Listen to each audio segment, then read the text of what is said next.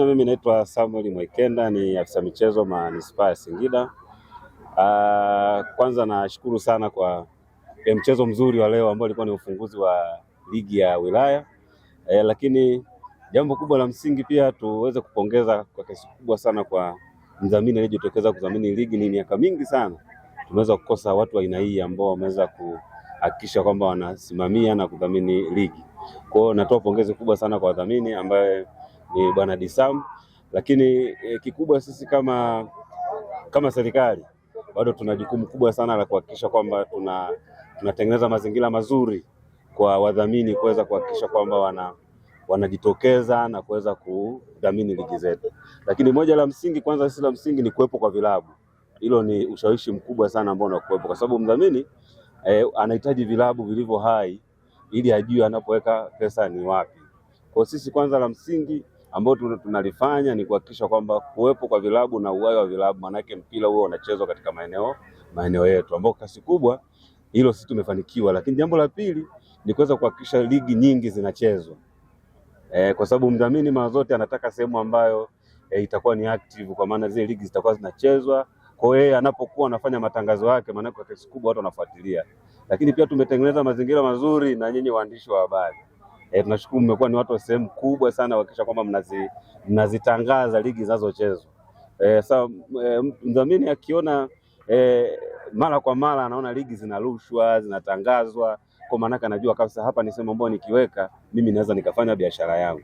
Kwa hiyo ni moja ya vitu ambavyo sisi tunahakikisha kwamba vinafanyika kwa usawa, lakini pia tunahakikisha kwamba waandishi wa habari wanapata nafasi kwa kiasi kikubwa cha kuweza kutangaza soka letu la manispaa ya Singida, kwa maana ya wilaya ya Singida. Kwa hiyo ni mambo ya msingi ambayo sisi tumeyazingatia sana, na tunashukuru bwana ni mtu wetu wa hapa, lakini mtu ambaye alichukua muda mrefu sana kuweza kushawishika na kuweza kuweka pesa kuhakikisha kwamba hii ligi inachezwa. Lakini alishawishika ni kwa namna tulivyompa ushirikiano, kwa namna tulivyoweza kutangaza vilabu vyetu, lakini pia kwa namna nzuri ya kuhakikisha kwamba wale viongozi wa juu wameweza kuona kwamba huyu mtu anaweza kaweka pesa hapa na ikafanikiwa. Lakini pia alifanya bonanza lake hapa, ilikiwa tu ni sehemu ya kuangalia, je, nikifanya ligi ya wilaya naweza nikapata support.